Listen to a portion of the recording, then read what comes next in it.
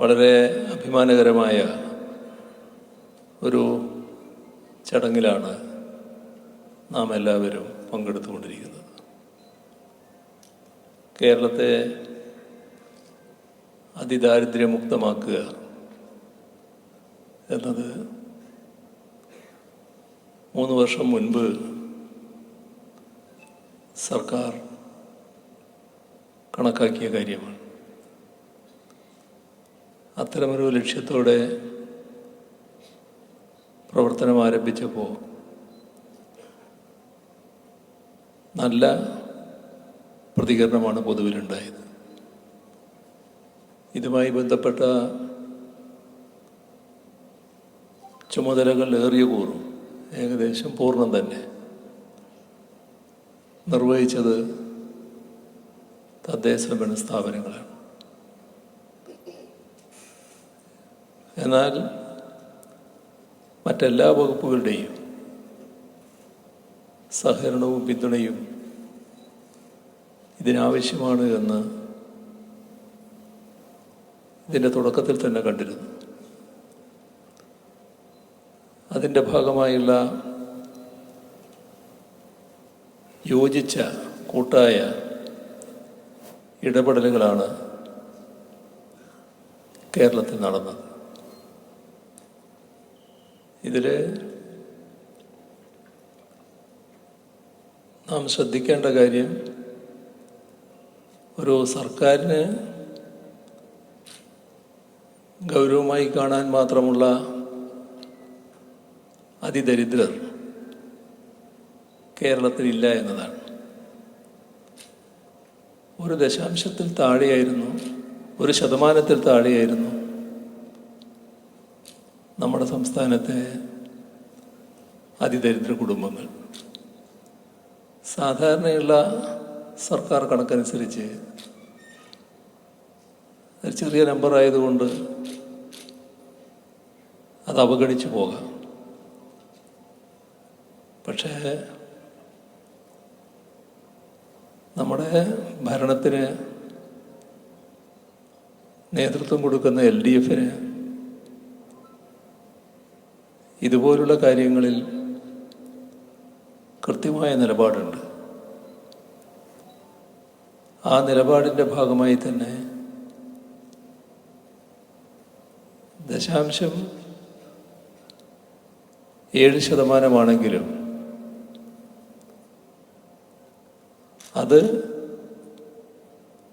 നമ്മുടെ സംസ്ഥാനത്ത് ഗൗരവമായി എടുത്ത് അവരെ മുഴുവൻ അതിദരിദ്രാവസ്ഥയിൽ നിന്ന് മുക്തരാക്കണം എന്ന നിലപാടാണ് എടുത്തത്. അങ്ങനെയാണ് 3 വർഷം മുൻപ് 2025 നവംബർ 1 കേരളം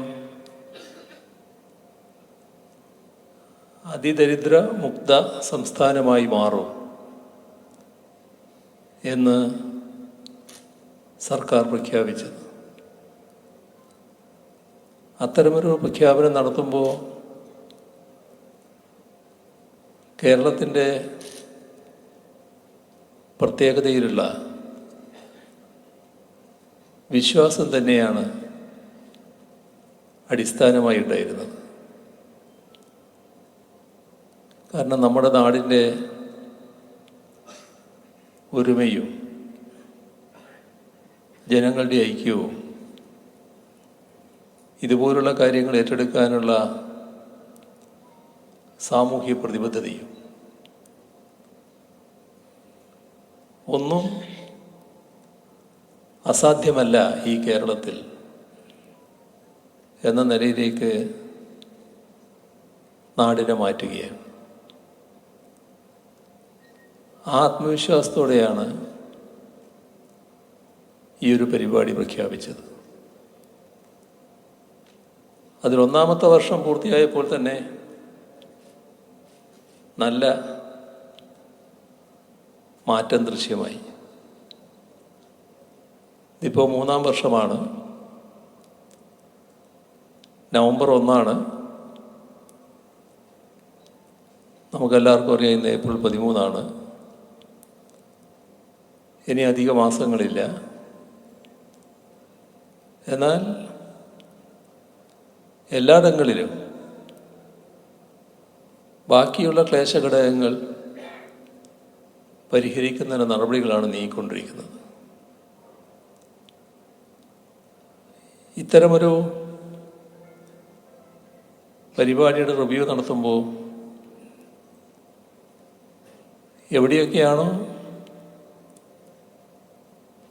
അതിദരിദ്രമുക്തമാവുന്നത് ആ പ്രദേശങ്ങൾ അതിദരിദ്രമുക്തമായി എന്ന് പ്രഖ്യാപിക്കുന്നത് നല്ലതായിരിക്കും എന്ന് കണ്ടിരുന്നു. കുറേ പ്രദേശങ്ങൾ അതിദരിദ്രമുക്തമായി മാറിയിട്ടുണ്ടാവും. ഏതായാലും ഇവിടെ അത്തരമൊരു സാഹചര്യം വന്നിരിക്കുന്നു.